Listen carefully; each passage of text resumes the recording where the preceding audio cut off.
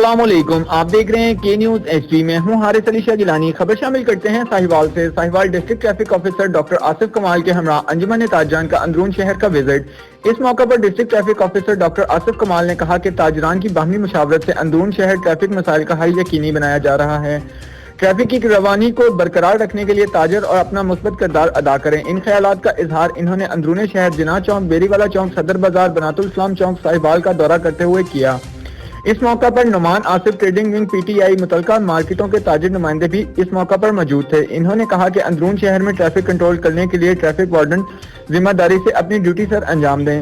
मसरूफ बाजारों में बिलखसूस खवातीन और बच्चों की दुकानों के बाजारों में रिक्शा जात व दीगर बड़ी ट्रैफिक का दाखिला बंद किया जाए।